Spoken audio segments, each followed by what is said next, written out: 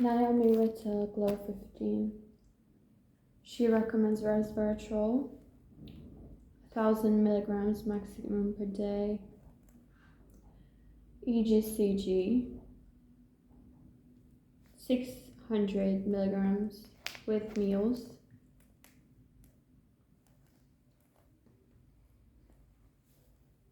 I would suggest taking a small dose with each meal. Berberine, 3 times 500 milligrams, also with meals. And then organic curcumin or any yellow root, 2 times 500 milligrams, plus fat, plus black pepper, plus piperine, if you have access to those. As for resveratrol, she also recommends resveratrol trans because it absorbs better. All these supplements help you maintain your body functions to keep you healthy and youthful. EGCG is especially found in green tea, but when combined with Earl Grey and green tea add up in the efficacy of EGCG. I will talk about Naomi Whittle's Glow 15-day reset more in depth, and I will keep touching on her methods time and time again throughout my videos so that you can learn from her, because I personally have found her advice really helpful, and if you haven't read the book, I recommend. But I will also write a book about my personal favorite health tips, and most of Naomi Whittle's work will also be there, so stick around. There is a hormone called dopamine, which is not the same as endorphin, which is not the same as oxytocin, not the same as serotonin. All of these hormones are quote-unquote happy hormones, but the more you do something and feel happy in the meantime,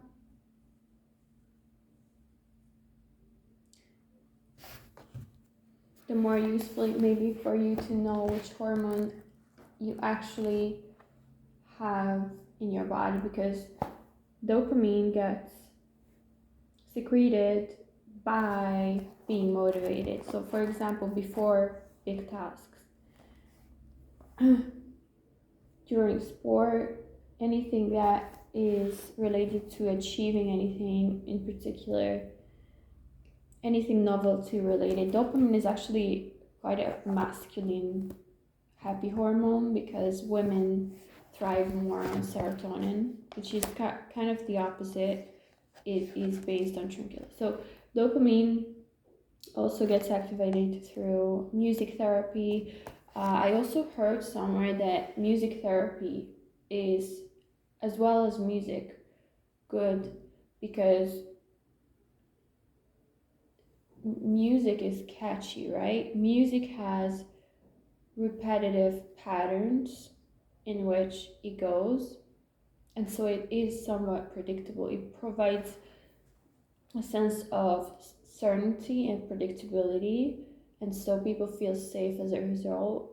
But it is still pure and harmonic in sound, because if it wasn't, it was not music in the first place. So it calms the nerves, but I would assume that the reason it activates dopamine secretion is because it also provides a sense of anticipation during the act of listening to it. So That's great. Also, anything in relation to the senses. So color therapy also belongs here, and aromatherapy, smelling biscuits. By the way, this list is my personal favorite, and you can also collect yours. But I also collected items from people's lists, so it's not just all mine. Uh, Somehow gaming is also dopamine activating, and that's why many men are addicted to gambling, because again, men are hunters by nature, so they need that release. Dancing, the proper diet also supports dopamine. Ironically or not, sugar is not good for dopamine. The more refined, the more processed, the worse. The more it impacts dopamine. Tyrosine, which is found in meats. How funny that meat consumption and quote unquote hunting kind of go hand in hand when it comes to hormonal impact, right? Acupuncture is something that affects dopamine as well. Watching sunlight or sunlight viewing in any way, massage, certain foods, um, like banana, pumpkin, or sesame seeds, me time, and overall success, drinking, eating. Many people have been talking about a dopamine reset, and one fact about dopamine is that it can get reset. So it can be reset with a few days, or a few repetitive consecutive weeks of minimizing dopamine producing exposure, or exposure to stimulating events or things, because dopamine is one of those hormones that is quite flexible actually. So once you get used to certain pattern of, for example, eating, your body will get used to it, and once you deprive yourself of the same food, dopamine will also come in the play in the picture and remind you that you are used to eating at that time. So if you train long enough, you can train your body to basically skip, like quit, excreting so much dopamine. But at the same time, this is important for those who are addicted to something or some activity, because dopamine is just really, it has a ton to do with finding food in the first place.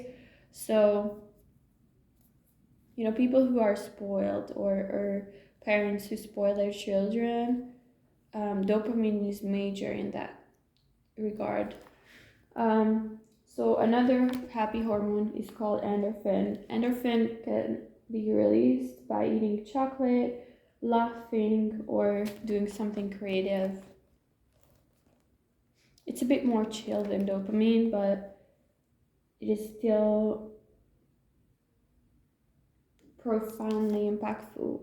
Oxytocin is released by touch, receiving compliments or even giving them, dancing, and shared meals. So, eating with others. Now, oxytocin is also released by and through gratitude, petting a dog or a cat, or a pet or household animal. Um, anything in relation to love, basically, I would say releases oxytocin.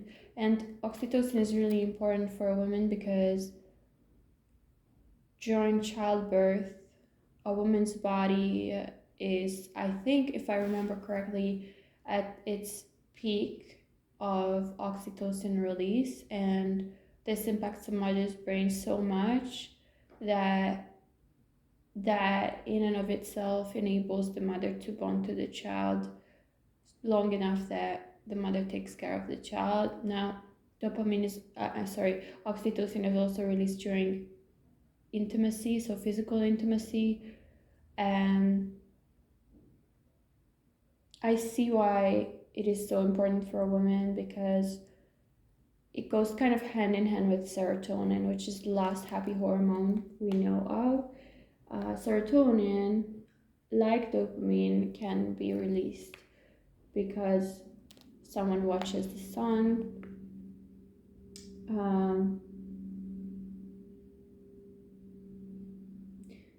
But this is a more peaceful hormone, sun in general, that is warmer or more intense. That doesn't really affect motivation, because hot sun tends to slow people down. So I would say serotonin is good for women, and it is released by watching the sun during the day more so than dopamine. Nature also has an impact, as well as meditation, doing cardio, and eating the right diet.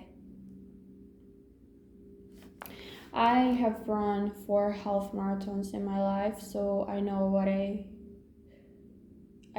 would get myself into if I was to do cardio today, and I can attest that I can admit that cardio can have a very soothing effect, unlike any other form of exercise. And the reason why I say this is because I used to be a very anxious child. I got glasses stronger and stronger in diopter, and my whole nervous system was stimulated all the time, because I was also on my phone from the age of 10, and I read a lot, I studied, I wrote a journal, I hang out with friends, I ate quite a lot actually from the age of say 14, 15, ever since I started running seriously.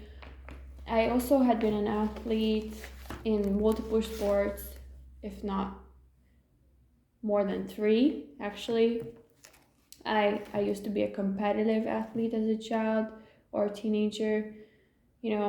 My father and mother are religious, so basically I had a very stimulating childhood. I also was on social media a lot and played games on my phone. So basically, I would say running was my escape, and that kind of is not true for me anymore. But I appreciate peaceful days these days, and I couldn't be more grateful for them, honestly.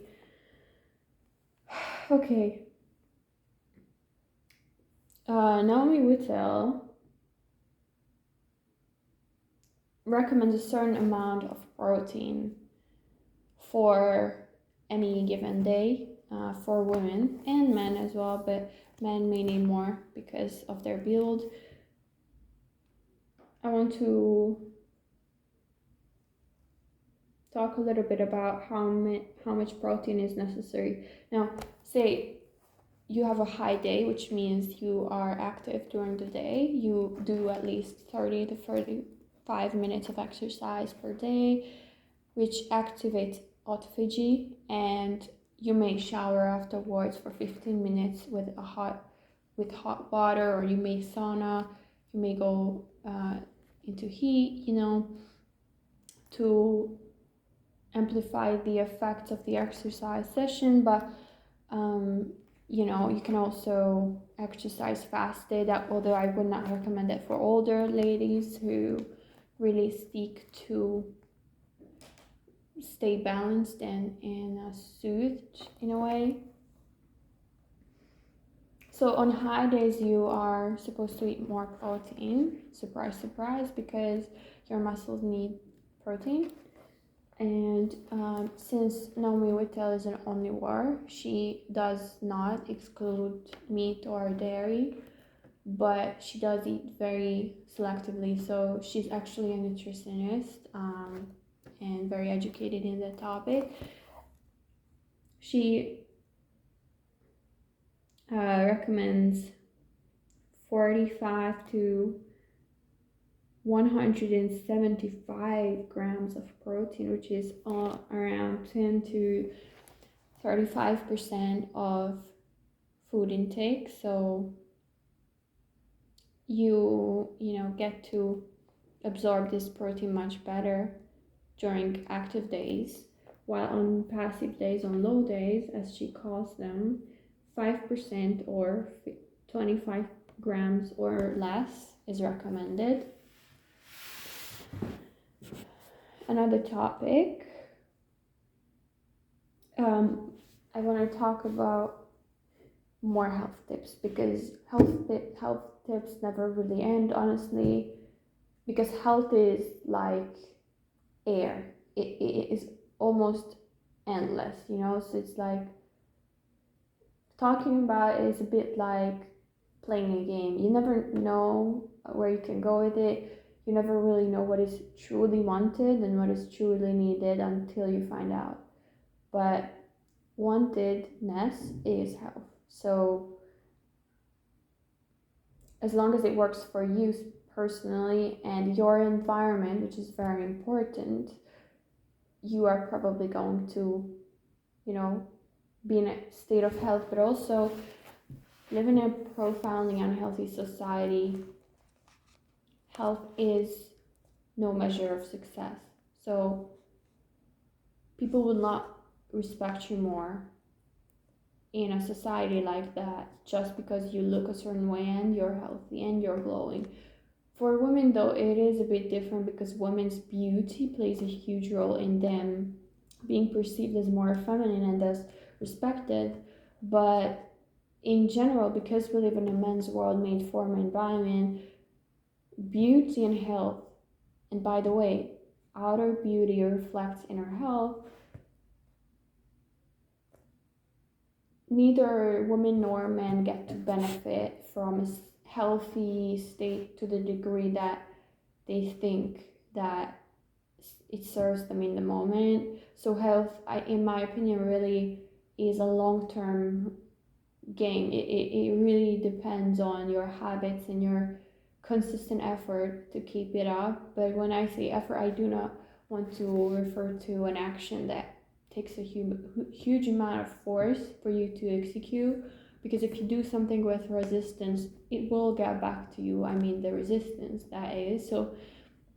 So for example, if you do exercise despite resistance, because you do not have motivation in the first place, and by the way, sexual gratification can impact this a lot, especially when it is quote unquote unnatural, or done solo, or using external aids like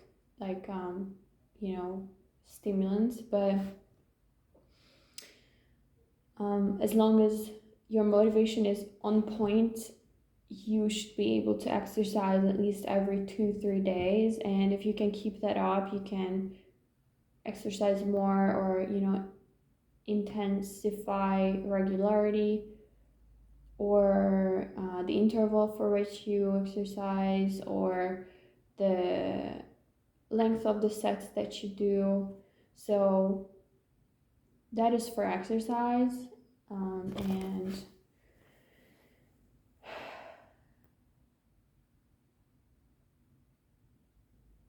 yeah, electrolytes in general really are necessary for the body. I think, if I remember correctly, electrolytes do not get produced by the body, so you really do need to exogenously supplement them. And though they tend to be present in foods and water, sometimes it is very beneficial to supplement with them, especially during days or periods when you do not consume anything or any food. that can contain them. Some foods that can contain electrolytes include coconut, lemons, and salt, sea salt. Sea salt is actually an electrolyte in and of itself because of salt. Lemon, either, potassium and sodium and electrolytes of the kind are also present in water, but generally speaking, they are more present in food. Coconut also contains an electrolyte. So when combine these things, you can get multiple of your needs met at the same time. But there are also good electrolyte supplements that you can put into your water and have it dissolve in the water. But I want to emphasize that many of these supplements come with sugar alternatives or sugar additives, which in my opinion is a red flag. So it's a no-no for me when something has refined sugar in it, especially when it's meant to be a quote-unquote health supplement in the first place. And when a person is fasting, they do not want to break their fast with sugar because carbohydrates and sugar as such break a fast, and I will talk a little bit about that soon. But fats extend a fast, and they also can break a fast depending on blood glucose response. But fats in general, they are slower digestion. Like they require digestion not to be so quick and so fast. So fat does not kickstart metabolism, but it prepares the body for digestion more so because it excretes bile in the liver, I think. And sugar has a very opposing effect. Once I remember I was fasting for 2 days and I got invited for a drink by a friend of mine, and he recommended me to buy water because I wasn't really willing to buy anything because I was in an empty stomach and I was desperate to not eat anything bad or consume anything disgusting. So I chose a water, but I didn't really realize that it had sweetener in it, and it had sucralose or saccharose. I'm not sure. In general, I like to distinguish sweeteners that contain the letters S, A, C, N, H, K, and an ending of O's, so to speak. And like words and sweeteners names that contain these letters usually are not good for you. And on the other hand, things like maple syrup, anything made of a plant that is not highly processed, anything that doesn't sound strange, like sucralose, like it's not a real thing, if you know what I mean. Or even like refined cane sugar, they tend to advertise this as such, almost as though it was completely different from table sugar, but the two are one and the same. So in chemical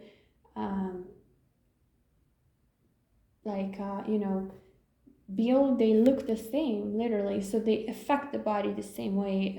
Just because a sugar or even a salt has different color than the original version, just still highly processed, it is the same thing as the highly processed version. So cane sugar is not good for you. But sweeteners, honey is one of the sweeteners that our ancestors used to gather according to the paleo diet books author. And because it was scarce enough, I wouldn't recommend honey like every day, but if you eat honey like every week or every month, maybe that's a better option. But in general, eating a lot of sweet foods is not necessary when you can just eat a lot of fruits in replacement of those um, candy or sweets that have additives to sweeten them. Now, it's important to emphasize that people who live in a cold climate generally do not naturally have access to a lot of fruit that is seasonal and local. And this is important because human body was not supposed to consume fruit during the time when it was out of season. So be selective with fruits. Maybe dried fruit can be an exception, but even dried fruit can confuse the body. I have personally experienced this once when I was fasting and it was winter, and even just freezing the bananas that I was eating made them so much more easier to consume because it was winter. Whereas, even though my family can buy bananas from the store fresh, they are not nearly as good as, for example, local vegetables that have not been, you know, pesticide, like sprayed with pesticides and herbicides, and just in general organic produce that is local and seasonal, or meat that is grass fed, things like that. There are so many good ways to eat a healthy diet during winter in a cold climate, but fruit is one of those things that I would not recommend. So once I was fasting for 2 days and I consumed something like sucralose or saccharose, and my body instantly reacted. I mean, the moment that I put the liquid in my mouth, I already felt the dizziness and the letdown, honestly, of the fast, because my body was not supposed to break a fast with an artificial sweetener that my body not only reacts to worse than it would to sugar, but also is a fast absorbing carbohydrate because it is not a complex carbohydrate that is, for example, present in fibrous vegetables or vegetables in general, but is a fast absorbing sugar alternative. So it increases blood sugar fast. It is the enemy of insulin sensitivity and diabetes in general. So be careful with light products and sweetened products. The more natural in its form, the better the food. Um, so I have already talked about protein.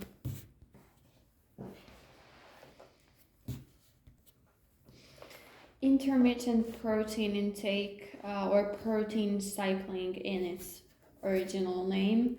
Protein cycling is essentially what I've already explained regarding protein intake, which is consuming protein in intervals, but not every day in the same amount, because your body is not made to consume protein every single day in like during every meal. I know that paleos, for example, advertise the benefits of consuming a lot of protein for every meal, for each meal. For example, even eating 10 grams of protein for snacks, so 2 times a day, and then 3 times a day you eat like 10-20 grams of protein or more.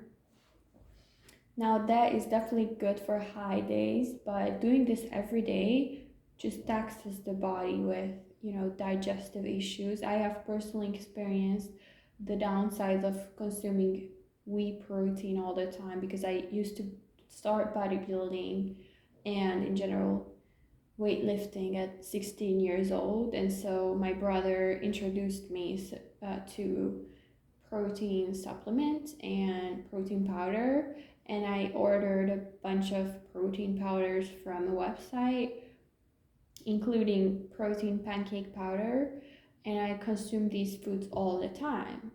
And my body at one point just said enough. And not only did I have extremely painful menstrual cramps, but I also had such high energy that even my parents couldn't understand what's going on with me, even though I worked out in the gym almost every day.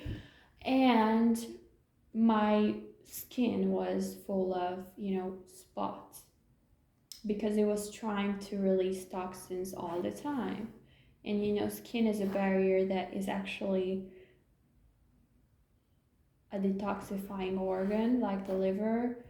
And so your skin and your liver have to do with each other because the gut is what is connected to both, and how your gut essentially is really influences the effectiveness of both those organs. So if you want to have nice skin, definitely lower your protein intake if you haven't done that already, and either eat protein that is only dairy or eat protein that is only from meat consistently without adding two proteins next to each other, because food combining also exists. It's a concept that some foods go better together. For example, I've already talked about curcumin, piperine, black pepper, and fats.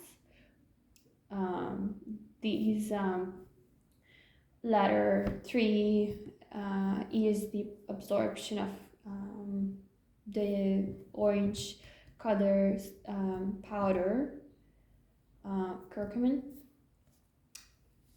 And by the way, you may have multiple names for these yellow roots, but as long as it's a root that is really yellow or orange, it is good for you, right?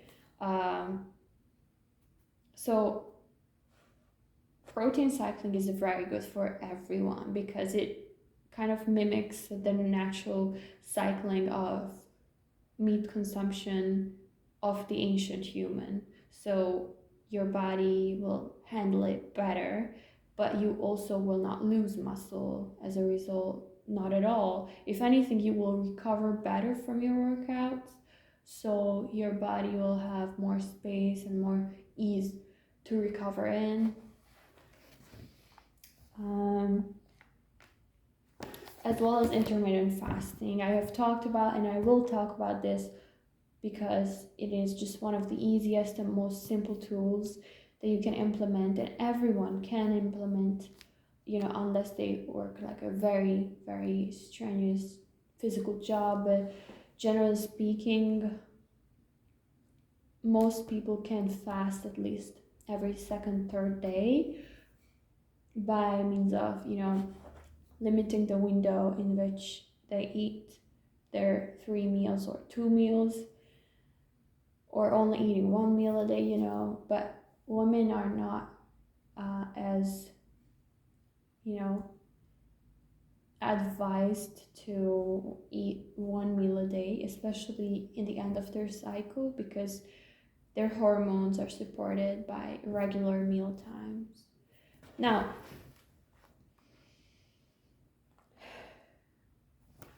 if you heat or just warm water for 15 minutes, it will change its molecular structure to one that is good for your free radical, producing body, because it attaches to free radicals. The water molecules. So it's a naturally healing and very, very, natural way of doing something good to your body, and it's also very simple. Eating raw food is actually essential, but eating only raw food is very hard, and it's very, hardcore in a way. So eating only raw food almost requires that you live in the climate, in the place where the foods that you consume grow. And if not, your body will just be confused and make you feel energized all the time but not having enough energy to do certain tasks. So it will I don't recommend raw veganism unless you know your lifestyle supports it, and even then for a shorter period. Because I remember one article in particular that highlighted a YouTuber passing away because she only consumed raw foods and no meat, of course, and she passed at 30 something, so around 36. And that is very young for a human, but at the same time I do believe that if everyone went, you know, vegan or even more hardcore raw vegan, this society would change, and we would go mad at first, and then we would change everything, like every societal structure that we know of, because veganism tends to get people out of their comfort zone when they first try it.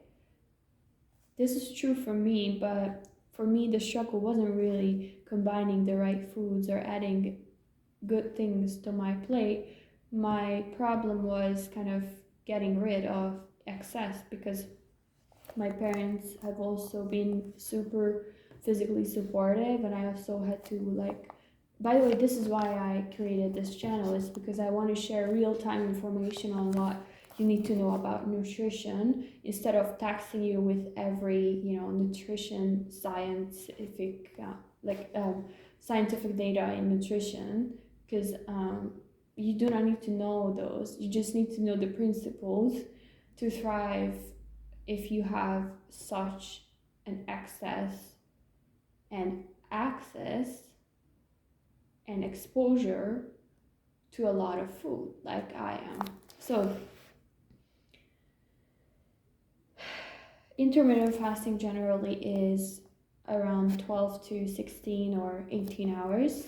When done for longer, it is not intermittent fasting anymore. For example, fasting for a day has different benefits than fasting for 2 or 3 days. And definitely the effects and results amplify the longer you fast, but dopamine receptors also are starving during the times of fasting. So you want to make sure that you have some offline entertainment on hand and peace and warmth. Because if you don't have silence and warmth, you will not be able to recover properly enough.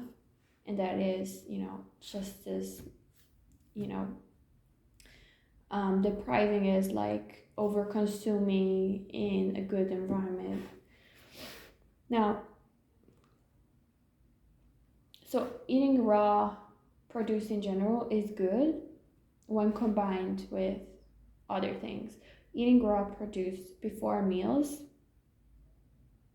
in particularly half an hour before meals, is beneficial. It helps digestion. Um, Now I want to talk about fasting because it's time, and many people confuse breakfast with something that is shown in the advertisements, such as you know, eating cereal with milk. Honestly, that is not the worst combination, and I want to talk about food combining a little bit here also, because cereal and milk are not the worst combo, because milk has protein in it. It also has a little bit of fat depending on what type of milk you drink. But since it's dairy, I wouldn't recommend it to everyone. Most people are generally sensitive to lactose and dairy. Lactose is also a natural sugar present in food, and many people cannot tolerate it or digest it after, you know, they are no longer children on the laps of their mothers. So by the way, this is just one side note. Milk in general can be good for, again, some people, but most people who are not evolutionarily used to it cannot tolerate it. But if tolerated, milk works well with carbohydrates in general, because protein and carbohydrates work well together. In fact, they work much better than carbohydrates and fats. or multiple types of protein combined. I will also talk about food combining in a bit in another video, specifically going into every detail, so as to emphasize what to eat together and what not to eat together to optimize meals power. But in general, for breakfast, you do not want to combine fats with carbohydrates because they tax the digestive system more than if you had been to just eat protein and carbs or protein and fats. So eating fats alone or eating carbohydrates alone or eating protein alone can be a good idea for breakfast, as well as eating protein with carbohydrates and eating protein with fats.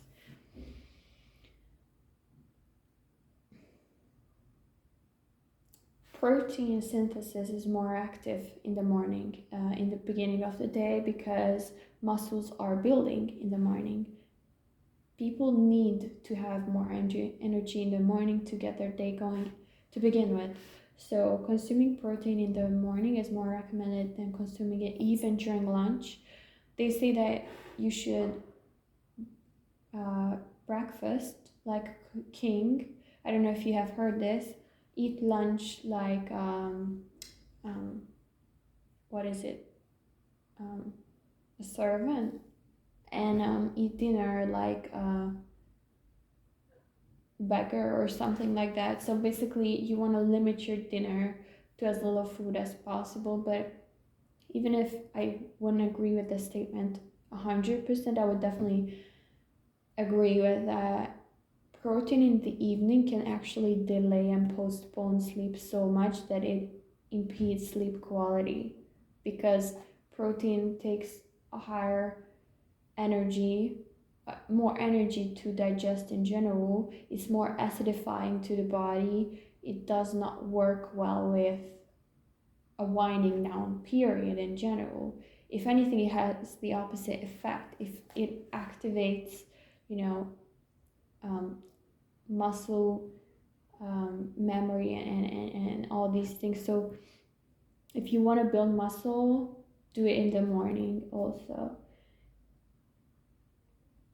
As for carbohydrates, consume 10 to 20 grams of fructose, and this should be like 1/5 of all the carbohydrates that you consume.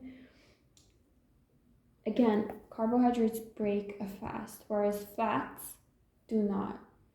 Proteins also break a fast, but proteins in general, again, are to be consumed in more limited amounts than both carbohydrates and fats. And after a long fast, you should definitely not break a fast with like an omelette, for example, because it has a ton of protein, but it is also just taxing for the digestive system first thing after a fast. The type of carbohydrates, fats, and protein you consume is also important. When it comes to breaking a fast with carbohydrates, simple carbohydrates are actually more beneficial in this case. So for example, breaking your fast with a fibrous vegetable that is also raw and unprocessed is really not a good idea, because it will, make your body feel like something kicked it, out of its cool state, out of its like self-absorbed, recovering state, and instead it's better if you consume simple carbohydrates like potatoes cooked, strictly cooked, or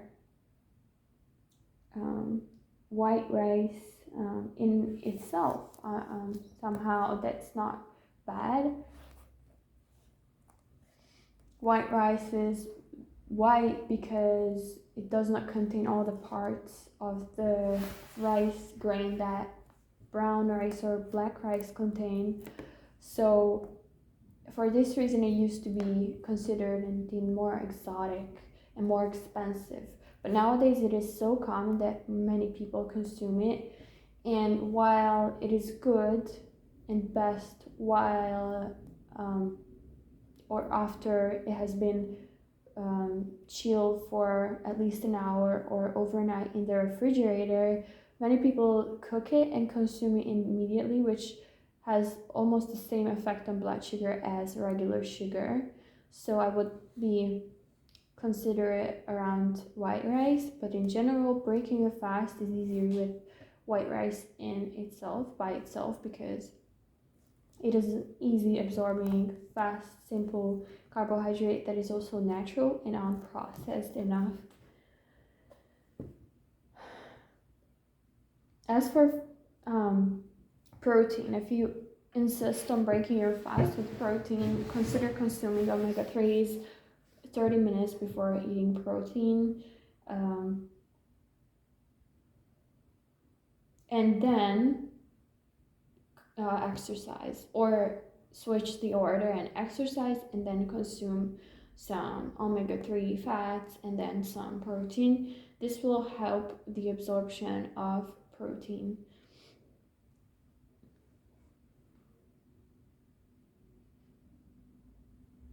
By the way, omega-3s, omega-3, 6, 9 are good for your hair. So they really support hair follicles growth and health in general. They support brain function, they support digestion and reducing inflammation. I had groundbreaking results with omega-3s when I was struggling with my facial skin and my acne, because just one single supplement of omega-3 reduced my inflammation so much so that overnight my body reacted in a visibly improved way, like in a way where my skin visibly improved overnight. So I was blown away. Omega-3s are present in plant foods as well as in fish, wild fish most especially, but again, anything that is plant food is generally slower absorbing or more resistant to being absorbed by the body, because it is an alkalizing food, because it provides an alkaline environment for the body or the digestive system to operate in. So you have flax seeds, you have walnuts, you have chia seeds, even some fruits such as citrus, low glycemic foods in particular. Some exotic fruits also contain omega-3s, but in very low amounts compared to fatty fish or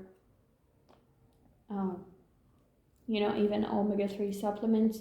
So if you really want to add your omega-3 intake and take it to the next level, I recommend flax seeds, chia seeds, walnuts maybe in moderation, fatty fish from the right source, of course, and not canned, except salmon, and supplements that are high quality.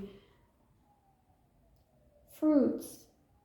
It is recommended that you consume fruits in the morning if you want to break your fast with fruit.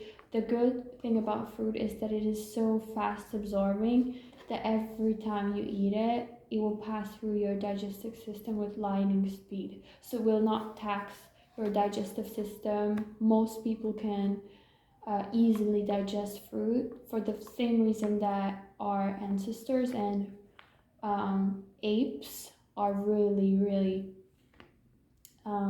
good at digesting sugar and having it support the body physically, because we evolved around fruit trees and a lot of plants. We tolerate sugars more than other mammals, for example. And eating fruit in moderation, so for example eating it 3 times a day in the morning with 30-minute breaks is good for you if you want to, for example, lose weight, but also practice moderation and self-control This is an easy tactic for that. Eating or drinking bone broth is really good. The vegetarian alternative is vegetable broth, and I recommend it because it is one of the healthiest thing you can do to your body, other than drinking a lot of water and having proper sleep. Um, because it contains both liquids and a lot of nutrients, including electrolytes and basic nutrients like fats, good carbohydrates, vitamins, minerals, and even protein. And it also tastes good. Eating a ketogenic drink is good in the morning if you do not want to have a meal just yet and your digestive system is not ready, or if you prefer a fatty breakfast in general and you just want to prepare for the day by drinking a ketogenic drink. For example, now there are many other almost supplement like additions that you can use instead of a ketogenic drink. For example, aloe vera gel.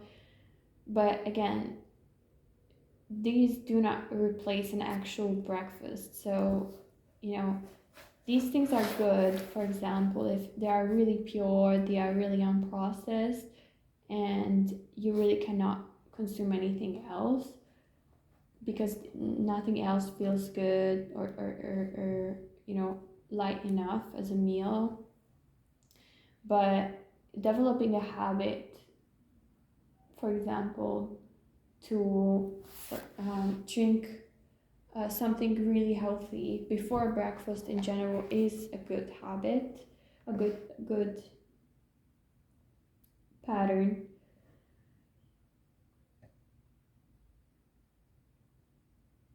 Now, I want to talk a little bit about juices because juices are very popular these days, as well as some artificial candy and sweets and chocolate, because it is just as sweet as a natural fruit in its natural form. But the thing about juices is that the fructose from the fruit in them, even if no sugars or sweeteners have been added, makes it too easy for the body. You know what it feels like when you want to achieve something, but you kind of already have it because of your environment. I don't know if you have been in this position, but drinking juice is kind of like choosing the low-hanging fruit, so to speak. It is choosing the path of least resistance by doing the worst thing you can ever do, because the fructose in juices is not surrounded by fiber, so they do not absorb more slowly than glucose gets absorbed, which is, by the way, in artificial sweets like candy. Glucose is essentially an artificial compound.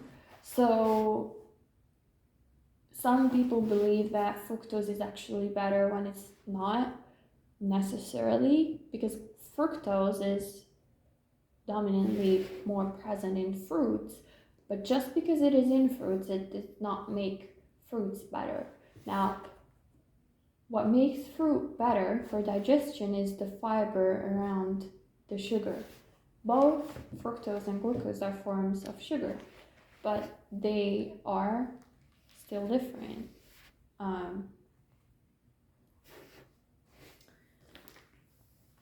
Now,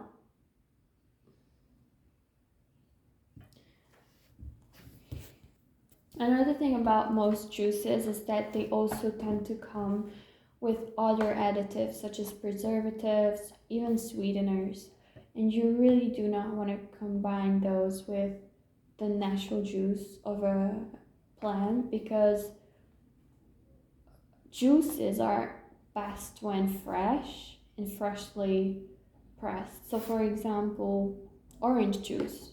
Orange juice is best absorbed by the body, and in fact absorbed by the body at all when fresh, because unless the orange juice is